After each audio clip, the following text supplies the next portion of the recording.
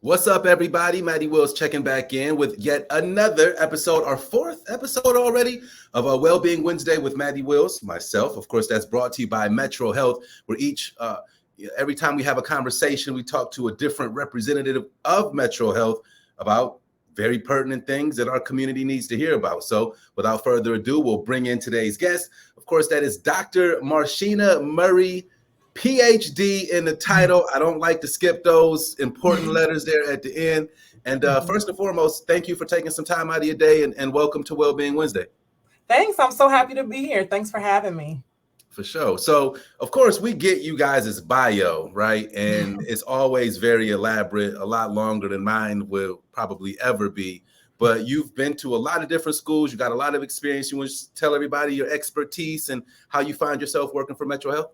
Sure. So, like you introduced me, my name is Marsheena Murray, and I'm actually a child clinical psychologist here at Metro Health Medical Center. And I'm also an associate professor at Case School of Medicine, at that along.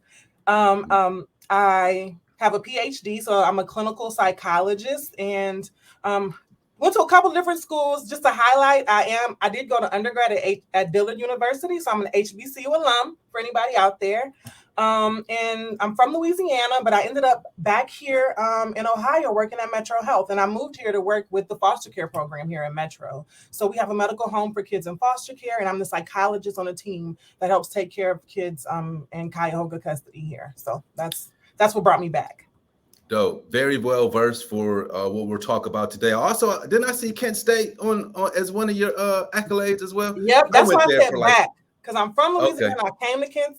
I went to grad school at Kent State, so I was here for years at Kent State, so familiar with Northeast Ohio. Then went back to Louisiana, and came back here to work with Metro Health.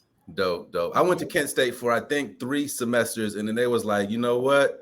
You're not going to do any work. But that was a long time ago. We don't got to go down there. So all of the accolades that you alluded to and listed off are perfectly married with what our topic is today, which is recognizing pediatric trauma and finding the help children need. So today's episode is about the babies. So, let's just get right into it. Trauma is a word that everybody will hear a lot today as we go through these questions. Can we just first, before we actually get into the first official question, can you just kind of break down what trauma is and maybe the different types of trauma that you might see in your work? Wow, that's a loaded question. I think everyone has a good general sense of what trauma is, but more specifically, it can mean a lot of different things. So there's a lot of different types of trauma. So a lot of the trauma that I see that kids experience are different types of abuse. So like physical abuse, an adult hitting them or hurting them, sexual abuse. So, being touched inappropriately, neglect. And there's different types of neglect. So it could be like kids who might living in Cleveland in a house in the winter with no heat. Might be considered neglect, or there's even educational neglect, like when kids don't go to school for too long, that becomes neglectful and can lead to them coming in contact with custody. So that's kind of the trauma that I see. There's also other types of trauma. So veterans that go to war experience trauma, things like that. People can experience neighborhood violence. So seeing somebody get shot or killed is a trauma, and experiencing that loss. Even natural disasters, like right now there's a hurricane headed to Florida, and I lived in New Orleans for a long time, so all those things can also experience can lead to trauma as well. So that's trauma, I guess, in a nutshell. Got you. Thank you for that. So the term collective trauma is one that we are hearing about more as things like mental health and things of that nature become kind of more like trending topics on social media and whatnot. So can you kind of go over collective trauma? And then there's another term, vicarious trauma, and how those things are impacting our kids today. Sure. So collective trauma is that are traumas that we experience kind of as a collective, as a whole, something that's happening to kind of everyone, right? So if I get in a car accident, I specifically experience that trauma. But if it's something that multiple people together collectively experienced and witnessed and went through, that's what we kind of consider a collective trauma. And that's different from vicarious trauma. So vicarious trauma is actually pretty interesting because it was actually started out as a job hazard. So not something that everyone would experience, but specific to like an EMT, me as a psychologist, police officers, firefighters, things like that, people who witness like really difficult things. So those things they don't experience them firsthand. They didn't happen to them, but they're there when they happen and they see them happen. And that's kind of how the idea of vicarious trauma has started. So it's really trauma that you see, but doesn't necessarily happen to you. You kind of like witness it. And I think it's taken on a different role because of social media and videos and internet, and it's really kind of grown into something a lot bigger than just, oh, if I have this certain type of job, I might experience vicarious trauma. Now it's more kind of everyone who has a phone or internet, which is pretty much almost everyone, can unfortunately see these things and witness these things.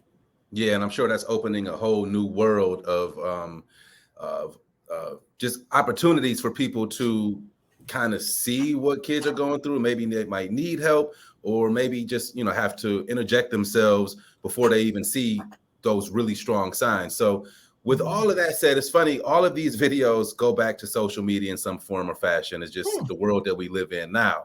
But with that being said, as a teacher, a caregiver, or even a parent, you know, what are some of the red flags that we all can look out for when it comes to our adolescents, just to make sure that they're good? So I would say the biggest red flag that I want any adult dealing with kids or around kids to look out for would be changes, right? So if a child is moving one way and then all of a sudden how they act and how they are behaving is different, that's kind of a red flag. Maybe not necessarily one change in one area, but if you see multiple different changes. So as far as like areas, you're thinking about, like, say my child's very social and always out and spending time with friends, right? And all of a sudden they just are in their room and they're not going anywhere, right? That's like a big change. So it could be like how they interact. It could be their grades, or like say my child's a straight A student, right? Of course. Or even say they not, but you know, say they a C student and then they become an F student. Like that's a change. Like that drop in grades would be things for to look out for. Changes in interests. So like, what if they're interested in something like really, oh, they love basketball and all of a sudden they just don't even want to play. They don't care anymore. They don't want to do those things like they used to do. So change is like the biggest red flag. And also I would also want to point out, like, people don't always think about it, but also looking at the child, if you're a caregiver, looking at how they're sleeping and how they're eating, because those things can be the first things to change when people are having emotional difficulties.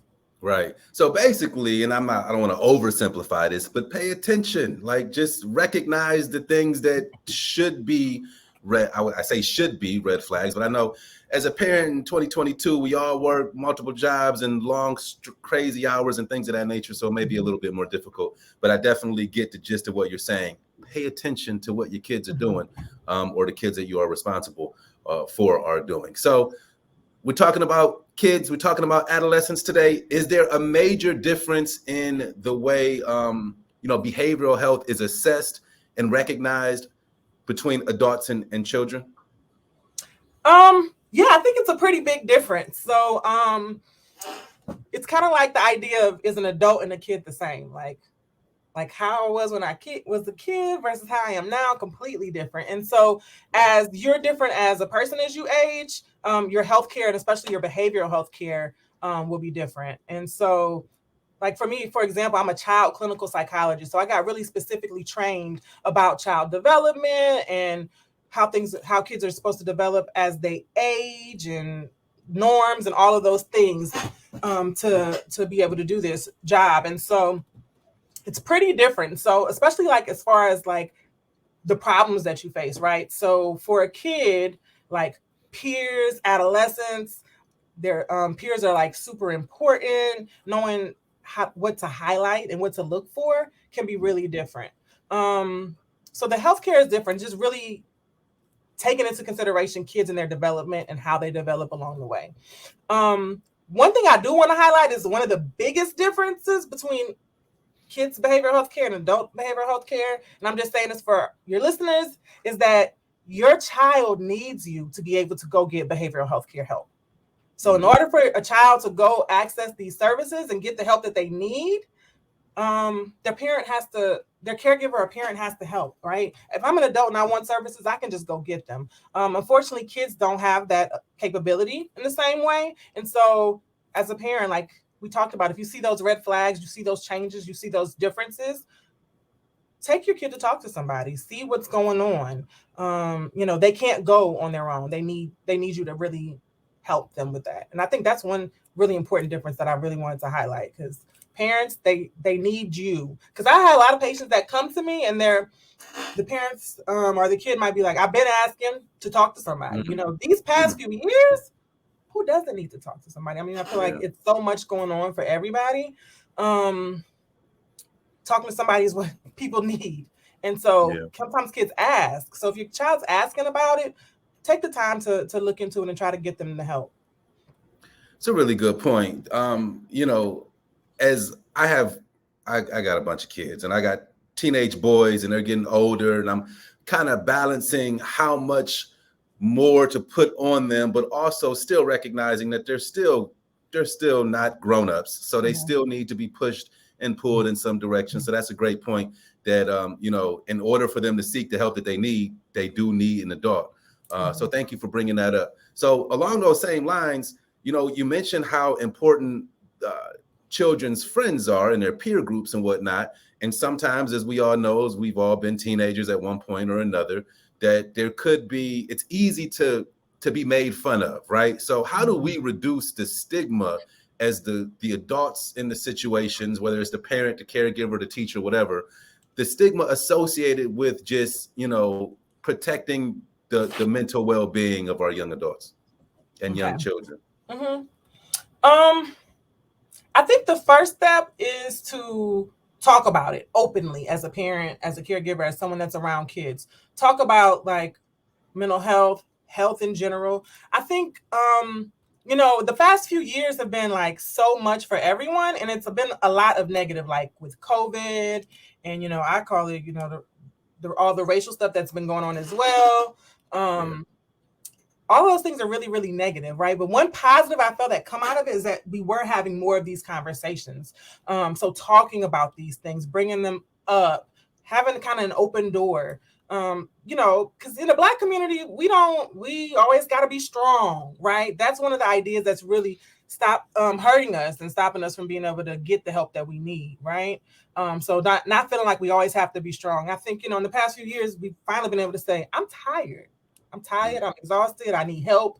And those things are okay, and it's just been for so long, it wasn't necessarily okay, or we didn't feel there was a safe space for us to say those things. So I think talking about it would be one of the first steps. And I think also, if I had to say the next thing, it would be kind of shifting our mindset a little bit, because I think that people think about therapy like, oh, you go to therapy, something is wrong with you, right? And that's like not true at all.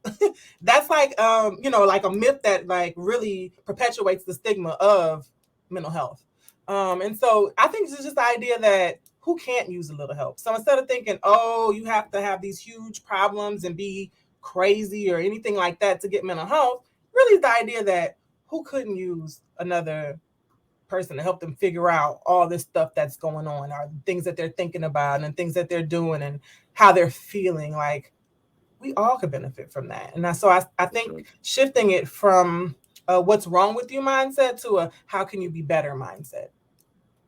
That's a really great response. Again, I'm just thinking about this as a parent.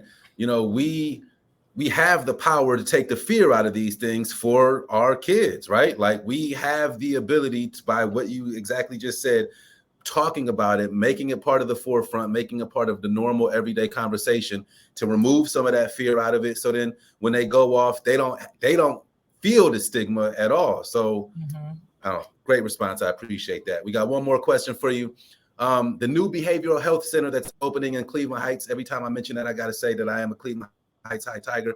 I won't tell you what year. It was a little while ago, but it is opening in Cleveland Heights, the new behavioral health center. What's that? Confess the year. Go ahead. 2001. It is what it is. I've said it on the airwaves here plenty of times. Me too. I graduated high school 2001. See, it's not that bad. Oh, what? Yeah, not that not long in Ohio, ago either. Though. Oh, well, it is what it is. But that's crazy. The same year. But so the new behavioral health center that's opening in Cleveland Heights, how do you think it will positively affect the, just the behavioral wellness of our adolescents that do go there? So this new behavioral health hospital is really a big deal. They have other behavioral health hospitals, obviously in Cleveland, but there is a big need for more. So what our behavioral health hospital is going to add for adolescents is inpatient beds whenever kids kind of have these urgent mental health issues that arise. And I can say currently they have trouble finding space whenever. So if your child has an issue and they need to get admitted, there's no beds. It happens all the time. There's no beds. And you have to wait days, weeks, so whatever period of time before you can get your child in. And it's really a burden on the community. And so I think adding these additional beds will increase services and decrease the wait times for kids to get the help that they really, really need. Because whenever that happens, it's an acute thing. It's like a right now thing that they need to be there, and to not have beds available is really bad. And I think that increasing this capacity will really make a difference in the community. And it really also really relates, and it kind of can be interrelated to, I know we talked a lot about trauma, and that's kind of my thing, and I kind of see things through that lens. But, whenever kids get admitted and have these acute issues, a lot of times they have significant trauma histories. It can be trauma related. And so, I'm really excited about this new hospital opening up. I think it's going to be great for the adult and for the pediatric community. For sure. And we're excited about it as well. We'll definitely be out there. I think we'll be out there next week. And we'll do some filming and kind of dive into some of the specifics about the center a little bit more. So I'm definitely looking forward to that as well. But again, Dr. Marshina Murray with Metro Health, thank you. This was a perfect interview. All of you guys have been great. You're so knowledgeable. You're very easy to talk to. And I really, really hope that our audience appreciates and holds on to these strong words. So any closing remarks from you? You were great. No, thanks for having me. I love to speak to your audience. That's exactly who I want to talk to. And so anytime you have any questions, give me a call. I want to help and be able to talk to your audience. Dope. So we'll be, I'm not sure how we do on the interviews, but we're going to keep this thing going. So if we can have you back on, we definitely will. And then we'll meet the whole staff soon when we're out at the hospital. So that was another episode of Wellbeing Wednesday with Matty Willz. Thank you to our guest, Dr. Marshina Murray, and we'll see y'all next time.